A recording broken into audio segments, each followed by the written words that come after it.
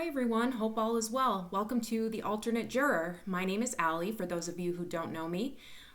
I've been reading through the Chris Watts case discovery, and we are currently on page 528. This is Read-Aloud part 10.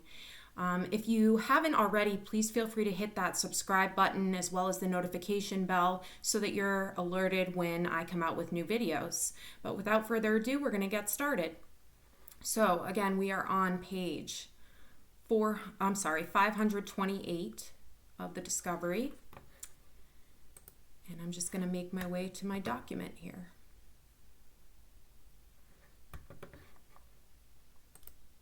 All right. Discovery page 528. Colorado Bureau of Investigation, Investigative Supplement 2018-273/11, report date 8/21/2018. Warning, contains entities exempt from disclosure. Primary information, description, initial response and interview with McKenna Lindstrom. This was conducted on 8/14/2018, and McKenna babysat Celeste and Bella on Saturday night, August 11th, while Chris Watts was out with his mistress, Nicole Kessinger. Reporting law enforcement officers are Agent Kevin Kobach of the CBI and Agent Matthew Saylor as backup from the CBI. Approval status is approved. This was approved on 8/24/2018 by Agent in Charge Kirby Quinn Lewis. Synopsis, initial response to missing persons in Frederick, Colorado, and initial interview with McKenna Lindstrom. Subject 1, witness 1 is Lindstrom Jennifer. She's 37 years old, white and female. Subject 2, witness 2 is McKenna Lindstrom, who's 15 years old, white and female. Narrative begins on the following page. Synopsis, interview with McKenna Lindstrom. Action taken. On August 14th, 2018, I, Colorado Bureau of Investigation, CBI agent Kevin Kobach, responded to the Frederick Police Department to assist with a missing person case. I was advised by CBI Assistant Deputy Director Dan Bowles, Shanann Watts and her two daughters, Bella and Celeste, went missing on Monday, August 13th, 2018, from their home at 2825 Saratoga Trail, Frederick, Colorado. A friend of Shanann stopped by the home on August 13th, 2018, and could not locate Shanann or her children. The friend also knew that Shanann was approximately 15 weeks pregnant and had missed a medical appointment on August 13th, 2018 at 10 a.m. Shanann's only vehicle, a white Lexus, was reportedly found inside the garage of her home. Shanann's husband, Christopher Watts, was contacted by the Frederick Police Department to gain access to the home. Christopher denied knowing where his family was and reported Shanann told him she was taking the kids and going to a friend's home. She did not name the friends where she may have gone. Frederick Police requested the assistance of the Colorado Bureau of Investigation to assist with the investigation. I arrived at the Frederick Police Department and was further briefed on this case by Frederick Police Commander Dave Egan and Frederick Police Detective Dave Baumhover. During the briefing, it was noted that Christopher had reported he went to a Colorado Rockies baseball game on Saturday night, which, as I stated, was not the case because he was out with his mistress. Christopher reportedly hired a babysitter, McKenna Lindstrom, for his daughters that evening. McKenna is the 17-year-old daughter of Jeremy Lindstrom, who is a friend of Christopher. The Frederick Police Department requested I contact and interview McKenna and Jeremy Lindstrom. On August 14th, 2018, I left a message from McKenna Lindstrom at redacted at approximately 16:22 hours. A short time later, McKenna called me back and agreed to speak with me. As McKenna was 17 years old, I requested to speak with her father, Jeremy, and he also agreed to let me speak with McKenna. On August 14th, 2018, CBI agent Matt Saylor and I went to the Lindstrom residence in Erie, Colorado. There, I spoke with McKenna. My interview with McKenna was audio recorded and is attached to this report. Due to an audio recording failure, approximately 5 minutes at the end of my interview with McKenna was not recorded. The remainder of the interview was recorded and should be referenced for an exact account of the interview. The following is a summary of my interview with McKenna. McKenna stated the following. Jeremy is my dad and is friends with Christopher and Shanann Watts. All three previously worked at Longmont Ford. Chris was a mechanic, Jeremy worked in sales, and Shanann worked in sales. They all worked there between 2013 to 2014. Shanann is currently a promoter for an advertiser for Thrive. Chris contacted Jeremy on Friday, August 10, 2018, and asked if I would be able to babysit his daughters on Saturday evening. McKenna agreed to watch Bella and Celeste from 4:30 p.m. to 10 p.m. on Saturday, August 11, 2018. So we're going to be switching between first and third person. That's great. Let's try to keep it consistent now. Go back. McKenna had never babysat for the Watts prior to August 11, 2018. McKenna recalled Chris was going out with his friends and that's why he needed a babysitter. Jennifer Lindstrom drove McKenna to the Watts home on August 11, 2018 and dropped her off at 4:30 p.m. Chris, Bella, and Celeste were at the home when she arrived. Shanann was not home, and McKenna knew Shanann was in Arizona for business as she had seen a post by Shanann on Facebook.com. Chris met with McKenna, ordered a pizza from Papa John's, gave the girls their medicine, and gave her directions to put the girls to bed at 7 p.m. McKenna said Celeste has a severe tree nut allergy. Chris showed McKenna baby monitors that showed the girls' rooms so she could watch them after putting them to bed. McKenna said Chris then left. McKenna said Chris was wearing a white t-shirt and black jeans when he left the house. She was unsure if he was picked up or drove away from the home. While at the home, Shanann texted McKenna to check on her daughters. McKenna recalled the girls were wearing nightgowns. She could not recall which one was wearing which, but stated one was wearing a gown with blue stars and hearts and the other a peach color with stars. McKenna said Shanann posted a picture of Celeste on her Facebook.com account that evening at approximately 10:33 p.m. Celeste was wearing a peach-colored top.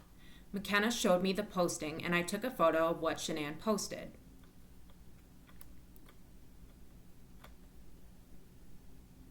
And here is the photo that McKenna took and sent to Shanann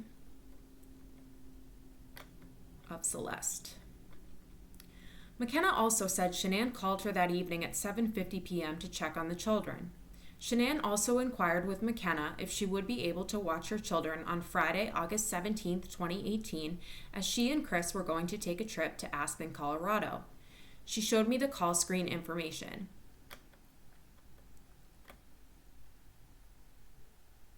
And here is the incoming call from Shanann at 7:50 p.m. on August 11, 2018. McKenna also provided information on social media accounts of Chris and Shanann. This looks to be Snapchat.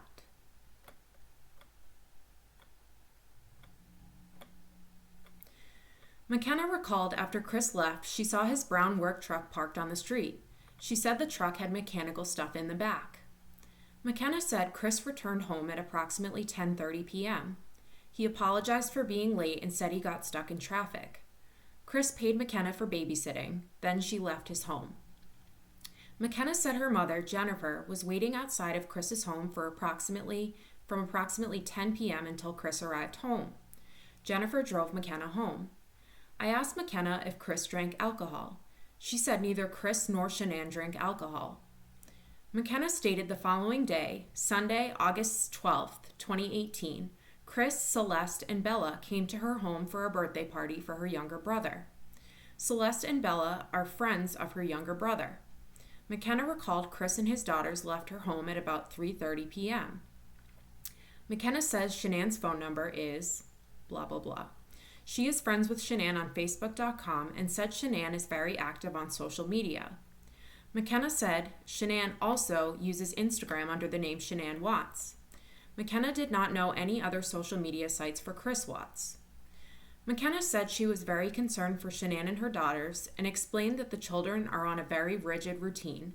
They regularly take medications, and Shanann is very OCD. McKenna said Shanann would not mess with the children's routine. McKenna said Bella and Celeste both attended the Primrose Academy in Erie, Colorado. She recalled hearing something about the children not being dropped off at the school. McKenna said she heard her dad, Jeremy, and Chris talking about the school after Shanann and the girls went missing. McKenna said that Shanann was planning a gender reveal party for her child this week. She did not know the exact date, but knew the party was to be at Chris and Shanann's home. While speaking about Shanann being pregnant, McKenna said that Chris had asked Shanann to have another child. McKenna recalled that both Bella and Celeste suffer from asthma and have been in and out of the hospital. After speaking with McKenna, I spoke with her mother, Jennifer Lindstrom, for a brief time. The conversation with Jennifer was not recorded.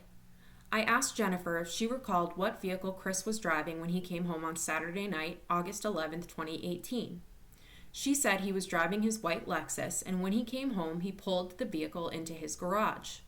She did not know if anyone else was in the vehicle. Jennifer said Shanann was very active on social media, specifically Facebook.com, and also used the Snapchat account Nene Watts. Shanann's email is blank. I asked Jennifer who knew the Watts the best, and she recalled when the Watts moved to Colorado from North Carolina, they lived with Jeannie prior to moving into their home. She did not have contact information or a last name for Jean, and was uncertain if the Watts were still friends with Jeannie. I think she meant Gina Dietz. Jennifer provided no further information. After meeting with McKenna and her family agent, Saylor and I returned to the Frederick PD. Nothing further. Investigation continues. Attachments. Okay. Colorado Bureau of Investigation Investigative Supplement 2018-273/12. Report date 8/21/2018. In 1 minute, I'm going to take a quick drink before we go on.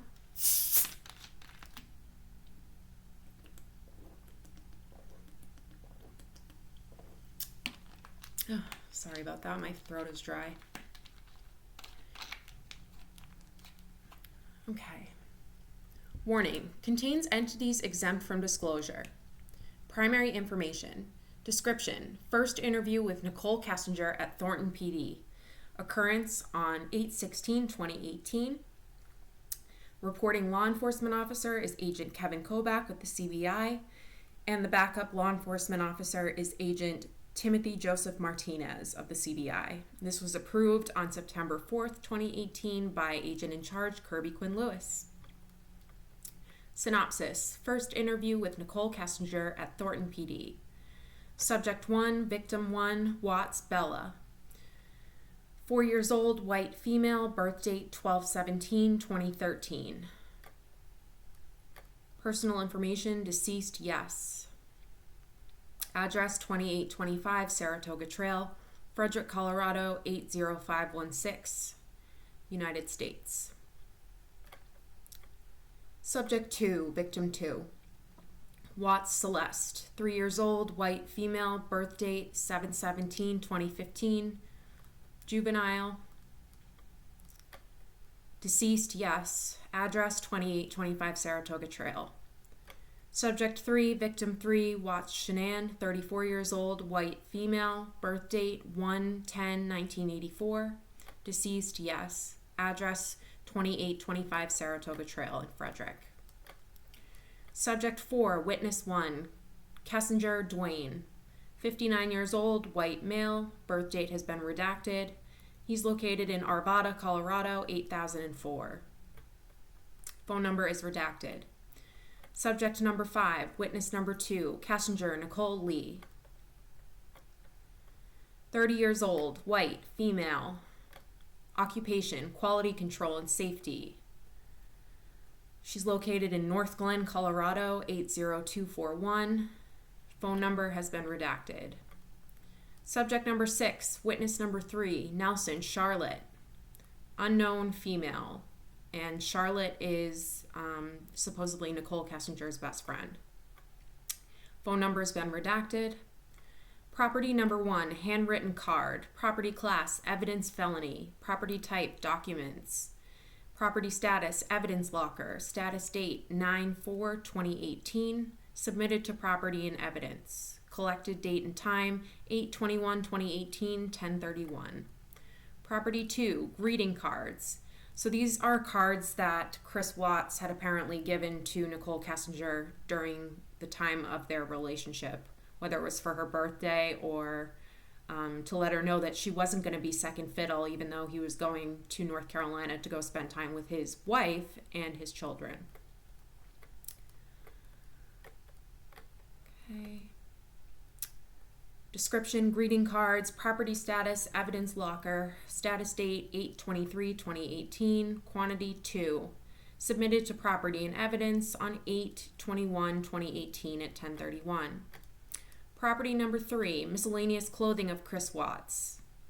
Property status, evidence locker, status date 8/23/2018, submitted to property and evidence on 8/21/2018 at 10:31. Property number 4, video interview with Nicole Kessinger on August 16th, 2018. Property class, evidence and felony. Property type, CD and DVD disc. Description, video interview with Nicole Kessinger on August 16th, 2018. Property status, evidence locker. Status date 9/4/2018. Submitted to property and evidence and collected on 8/21/2018 at 10:31.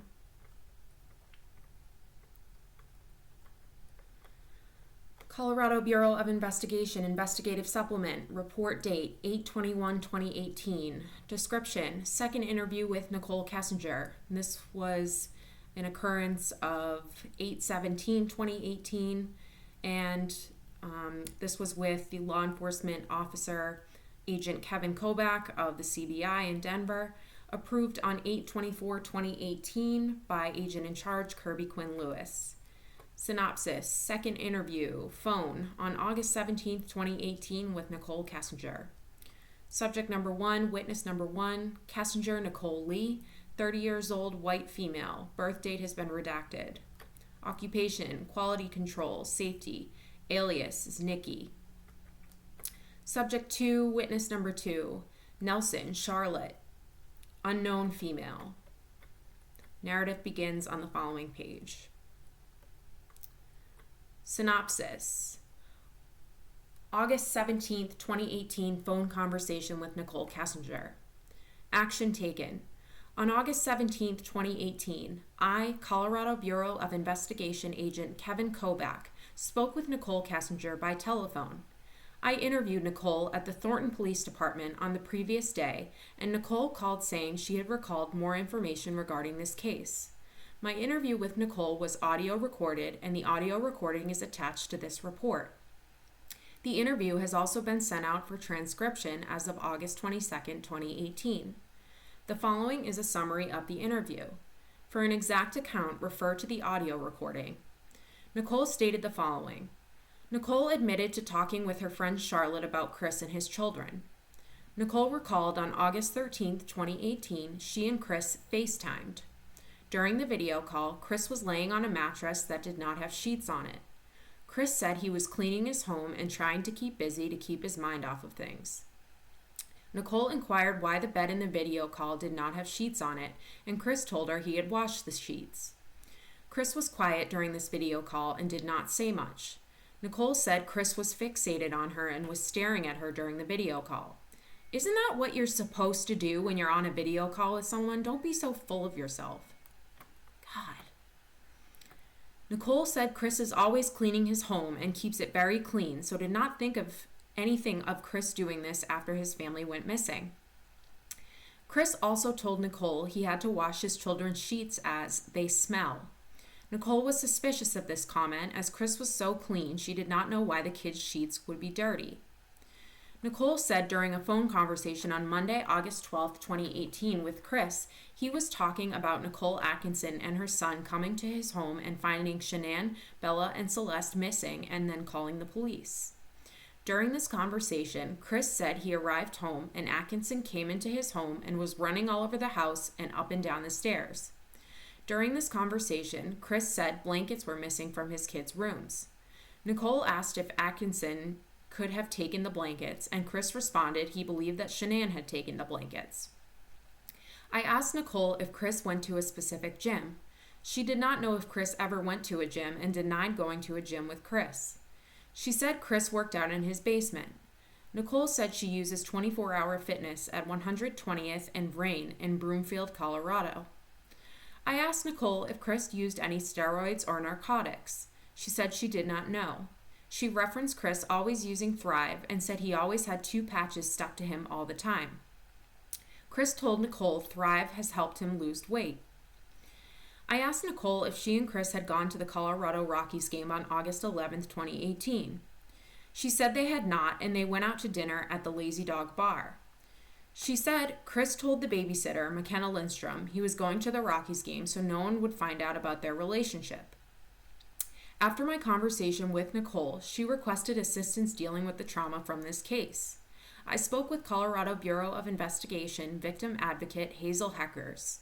Hazel agreed to initially speak with Nicole and to assist her with finding assistance through the Weld County Victim Assistance Board.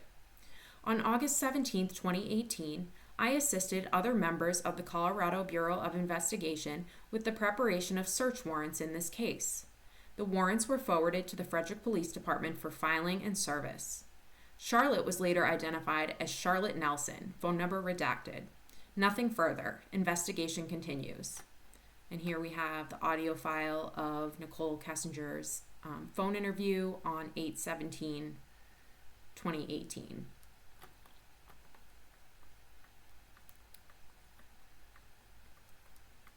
Colorado Bureau of Investigation, Investigative Supplement, Report Date 8/21/2018. Description: Karen Epps interview, friend of Shanann. This occurred on 8/15/2018, and this occurred and was conducted by Agent Stacy Galbraith of CBI Denver. This was approved on 8/21/2018 by Agent in Charge Kirby Quinn Lewis of the CBI.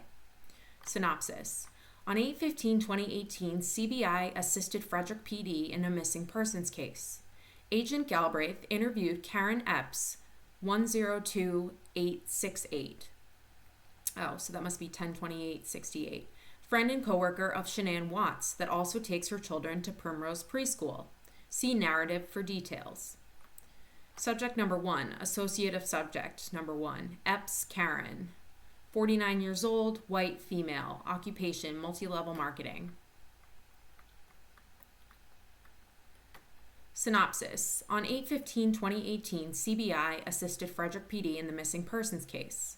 There was information that Karen Epps may have information about a call placed to the preschool of Bella and Cece Watts by Chris Watts on the morning of 8/13/2018. Action taken. Agent Galbraith interviewed Karen Epps, friend and coworker of Shanann Watts. On 8/15/2018 at 10:28 hours, I spoke with Karen Epps by phone. Karen Epps reported she was in Arizona for the conference over the weekend with Shanann Watts. Karen took an earlier flight home, Broomfield, Colorado, then Shanann and Nicole Atkinson. When Karen parted from Shanann, Shanann told her she would see her tomorrow, 8/13/2018. This was because Karen drops her children at Primrose, as Shanann does, and planned to. Shanann was looking forward to the kids going to school because she had not been feeling well and was looking forward to getting them back in school and in a routine. Karen noted that Bella Watts was not there when she dropped off her children.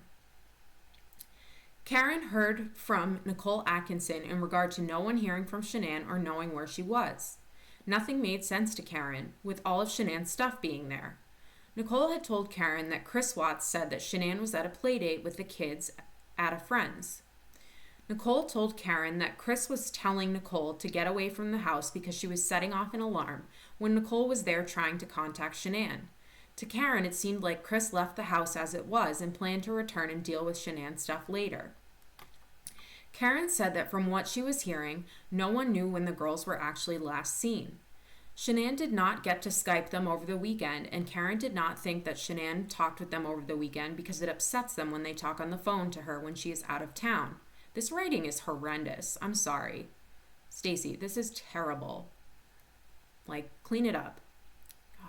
So difficult to read. I have to read 1,960 pages. Well, I want to. But when it's all this, it's a little bit difficult. Okay, complaining done.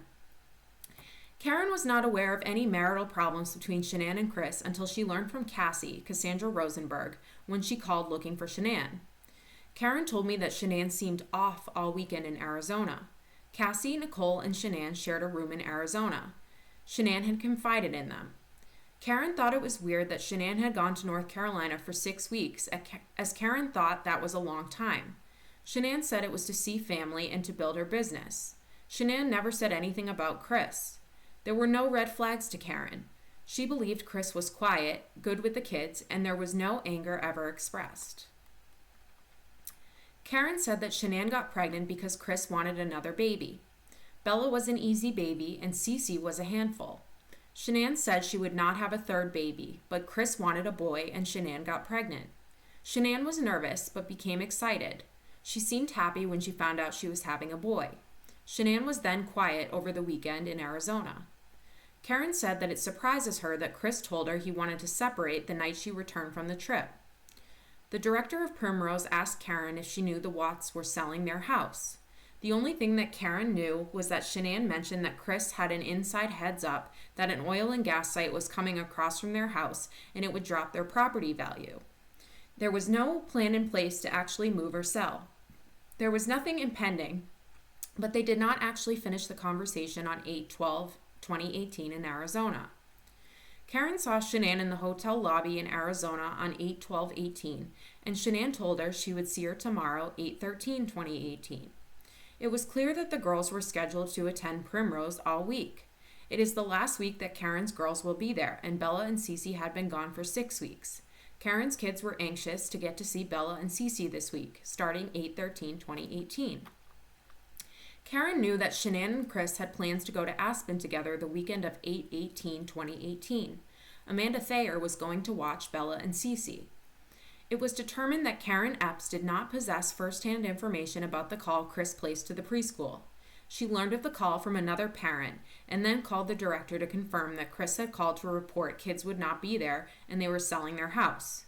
Interview concluded at 10:50 hours. No attachments. Colorado Bureau of Investigation, Investigative Supplement, Report Date 8/21/2018. Description, Initial Response to Frederick PD. This occurred from 8/14/2018 at 1400 hours to 8/15/2018 at 0100 hours. The reporting law enforcement officer is Agent Tammy Lee from the CBI Denver, and backup LEO is Agent Matthew Saylor of CBI Denver. This was approved on 8/22/2018 by Agent in Charge Kirby Quinn Lewis of CBI Denver. Agency reference numbers. Agency, Frederick Police Department. Case file number 18-06743. CBI Denver Crime Lab. D18-3239. Synopsis. On Tuesday, August 14th, 2018, Colorado Bureau of Investigation, CBI Agent Tammy Lee, was asked to respond to the Frederick Police Department, which was located at 333 5th Street in Frederick, Colorado, to assist with a missing person investigation. Upon arrival, agents with the CBI and FBI were briefed regarding a missing person investigation involving Shanann, age 34, date of birth 1/10/1984, Bella, age 4, date of birth 12/17/2013, and Celeste, age 3, date of birth 7/17/2015, Watts. This report documents my initial response to the police department and information obtained in the investigation. Address number 1, related number 1, 2825 Saratoga Trail in Frederick, Colorado. Subject number 1, victim number 1, Watts Bella, 4 years old, white female, birth date 12/17/2013. Subject number 2, victim number 2 is Celeste Watts, and I'm not going to repeat all of this information about her demographics, etc. Victim number 3, Shanann Watts. Witness number 1, Nicole Atkinson. Witness number 2, Watts Christopher Lee. I'm guessing before he was a suspect. Okay. Subject number 6, employer number 1, Husky Tony, white male, regional security manager. Officers, Dave Baumhover, Frederick Police Department, David Egan, commander of the Frederick Police Department, and Todd Norris, chief of the Frederick Police Department. Synopsis. We already read through the synopsis. Action taken. On Tuesday, August 14th, 2018, I was asked to respond to the Frederick Police Department, which was located at 333 5th Street in Frederick, Colorado, to assist with a missing person investigation. Upon arrival, CBI agents Matt Saylor, Stacy Galbraith, Greg Zentner, Kevin Kobach, and I met with Frederick Police Department Detective Dave Baumhover and Commander David Egan and were briefed on the investigation. A short time later, FBI Special Agents Graham Coder and Kevin Hoyland arrived at the police department and received the same briefing. During the briefing, Detective Baumhover advised us that on Monday, August 13, 2018, at 1:36 p.m., the Frederick Police Department received a call for a welfare check at 2825 Saratoga Trail in Frederick, Colorado. The reporting party for the welfare check was Nicole Atkinson, age 37, who advised she was concerned for her friend Shanann Watts, who lived at the residence with her husband, Chris Watts, and their 2 young daughters, Bella, age 4, and Celeste, age 3. Atkinson told the police her friend was pregnant and had known medical conditions such as diabetes and lupus, which we know she did not have diabetes, but she was claimed to have been diagnosed with lupus several years earlier. Detective Baumhover advised officers responding to the residence and contacted Atkinson, who said she had not heard from Shanann the entire day, which was unusual. Atkin explained that she and Shanann had just been in Arizona for 3 days, August 10th through 12th, attending a Thrive conference, and she had dropped Shanann off at her residence shortly before 2:00 a.m. on Monday, August 13th, 2018. Detective Baumhover explained he later confirmed through the surveillance camera in the front doorbell that Shanann had walked inside the residence at 1:48 a.m. Atkinson further explained to police that she knew Shanann was 15 weeks pregnant and had a scheduled doctor's appointment at 10:00 a.m. that morning. Atkinson said she went to Shanann's doctor's office and was informed Shanann never showed up for her appointment. Atkinson said she then went over to Shanann's residence and tried the keypad on the front door. Atkinson said the door unlocked, but she was unable to open it because the interior door latch was locked. Detective Baumhover advised Atkinson and Atkinson's son looked in the garage windows on the home and observed Shanann's vehicle, white Lexus SUV, parked in the garage with the car seat still inside the vehicle. Detective Baumhover explained Atkinson and the responding officer began to get very concerned Shanann was inside and had a medical emergency. Detective Baumhover advised the officer was getting ready to breach the front door of the residence when Chris Watts pulled into the driveway. Chris was able to use his garage door opener to open the garage and gain access into the residence. Chris stated the keypad to the garage door did not work, which Detective Baumhover later verified. Shanann, Celeste, and Bella were not located inside the residence. Detective Baumhover advised he was called to the scene and interviewed Chris about his wife and children. Detective Baumhover said Chris denied knowing where his wife and kids were located and explained he and Shanann have been having marital issues. Detective Baumhover said Chris reportedly last saw Shanann when he left for work that morning, 8/13/2018, at 5:27 a.m. Chris stated he got up for work at 4:00 a.m. and talked to Shanann about wanting a separation. Chris said both he and Shanann were in tears, but they did not argue. Chris and Shanann told him she was going to take the girls to a friend's house. Detective Baumhover advised a neighbor of the Watts family had a motion-activated surveillance system, which showed Chris's work truck back up into his driveway the morning of August 13th, 2018, for approximately 10 minutes. Detective Baumhover stated it was difficult to be precise due to the angle, but it appeared the tailgate of Chris's work truck was backed in at least a foot inside the garage. Detective Baumhover advised Chris's truck would not have been able to back up into the garage any further due to Shanann's vehicle still parked inside the garage. Detective Baumhover stated the surveillance video also did not show Chris driving away because the camera had turned off. Detective Baumhover stated Chris also went over to the neighbor's house and observed the same footage and was aware of what had been recorded. Detective Baumhover said he spoke to the neighbor who advised he had never seen Chris back his work truck into his driveway before work in the past and had always parked on the street. Detective Baumhover also told us Atkinson knew Chris always used the front door when he left for work because his daughter's bedrooms were located over the garage, and Shanann would yell at Chris for waking up the children by using the garage door. Chris told Detective Baumhover he went to work after loading up his work truck with tools. Detective Baumhover said Chris explained there had been frequent tool thefts from vehicles in the city of Frederick, which Detective Baumhover agreed was accurate, and Chris had put his tools inside the garage over the weekend. Chris stated he went to work at an oil well site near Hudson.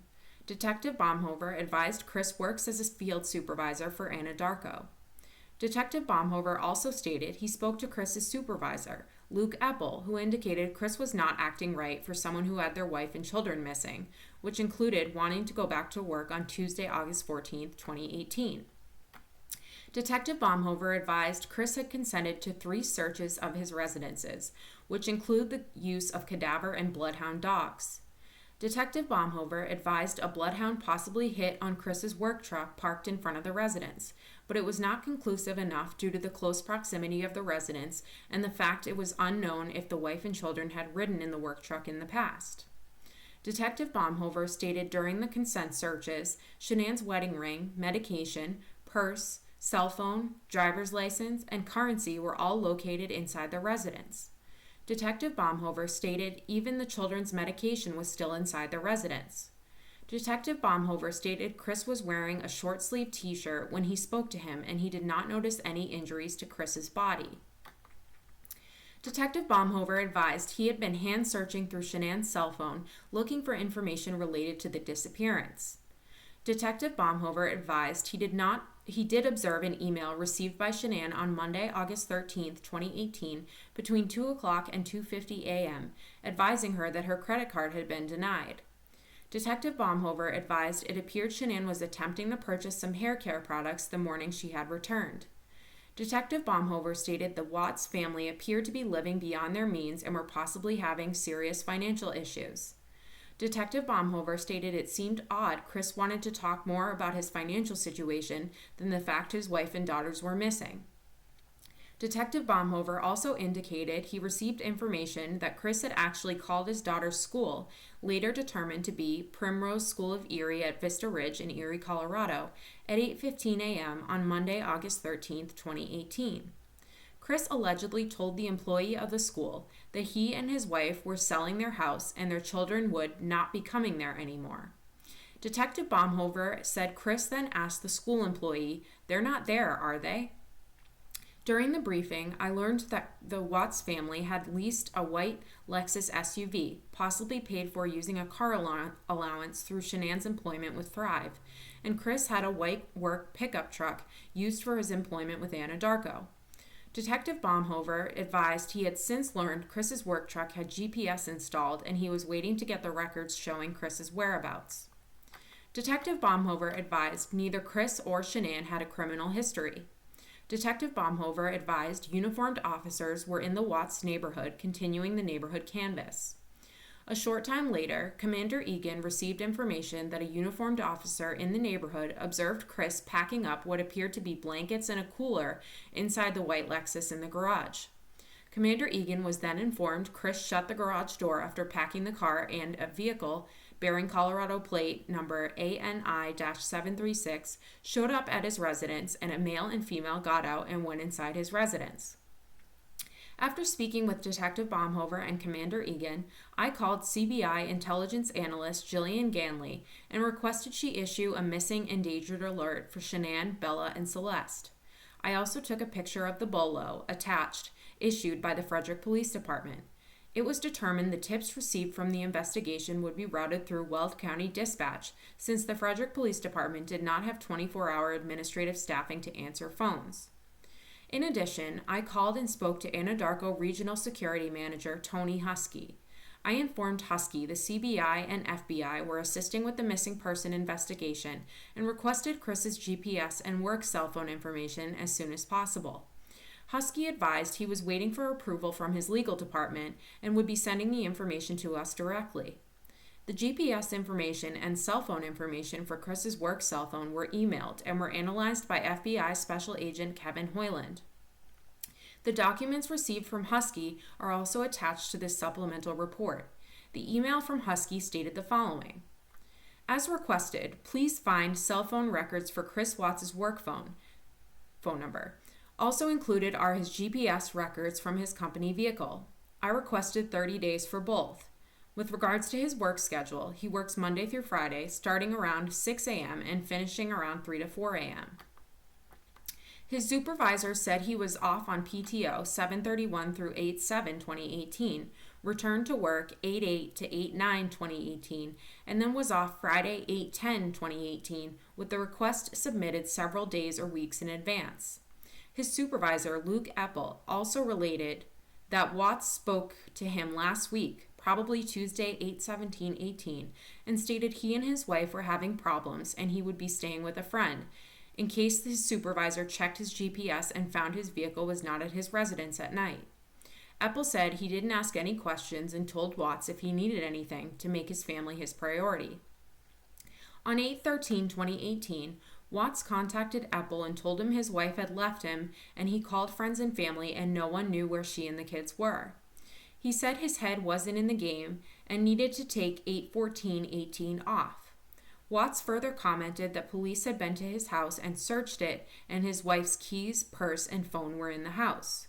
Epps stated Watts has a personal cell as well. Please let me know if I may be of further assistance. Respectfully, Tony Husky, Regional Security Manager, Anadarko Petroleum Corporation. According to the documents provided by Husky, it appeared Chris started his work truck at 5:18 a.m. on Monday, August 13th, 2018, and it remained on at his residence for 27 minutes. It appeared Chris left his residence at 5:45 a.m. and drove 47 miles to an oil well site in Keensburg, Colorado. Chris arrived in Keensburg at 6:53 a.m., and you can see his GPS records below. And it appears from 5:18 a.m. through 6:53 a.m. Chris's work truck was located in his driveway, and then driven to the oil site in Roggen, Colorado, or Keensburg, as it's stated here. After reviewing the GPS data, I called Atkinson and asked her if she would come to the police department for an interview. Atkinson seemed bothered and advised she was getting ready to go to work. Atkinson then agreed to call her work and said she would drive to the Frederick Police Department to meet with me. A few minutes later, I got a call from Atkinson, who was extremely angry and asked me repeatedly if she was going to be charged with a crime if she came to the police department. I explained to Atkinson that we learned new information and were just trying to find Shanann and her children.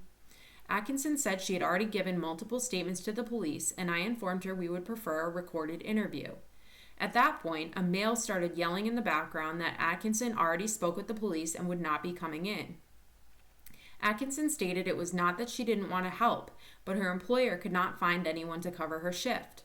I asked Atkinson if I could speak with her at her place of employment, and she agreed. Atkinson explained she was a CNA, certified nursing assistant, and worked at Mesa Vista Nursing Home in Boulder, Colorado. Atkinson stated she would be working until 6 o'clock a.m. and I could meet with her any time during her shift. CBI agent Greg Zentner responded to Boulder to speak with Atkinson. Next, we requested Detective Baumhover call Chris and ask him to respond to the Frederick Police Department for a follow-up interview. Chris agreed and arrived at the police department shortly before 7 o'clock p.m. The interview with Chris was conducted by FBI Special Agent Graham Coder. I observed the interview from a live feed in the command post and previously spoke to S.A. Coder about offering Chris a polygraph. S.A. Coder conducted an approximate 3-hour interview with Chris concerning the disappearance of his wife and daughters. Please review S.A. Coder's report and the attached audio recording for details on the interview. During the interview, Chris indicated he had only had a few hours of sleep the night before. Chris agreed to take a polygraph, and I advised S.A. Coder it would be best to conduct the polygraph the following morning. Chris agreed to come to the police department the following day, Wednesday, August 15th, 2018, at 11 o'clock a.m. for a polygraph. Investigation continues. And it shows a number of different attachments that I'm not going to read individually. I'm going to take another sip.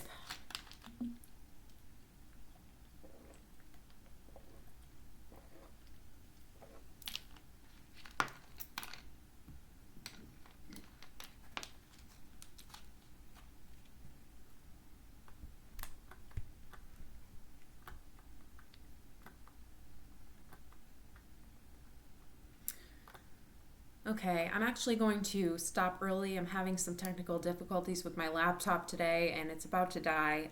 So we're going to end on discovery page 556 and we'll pick up on discovery page 557 when we come back. So again, please subscribe if you haven't already and hit that notification bell so that you are alerted when I come out with new videos. Thank you so much.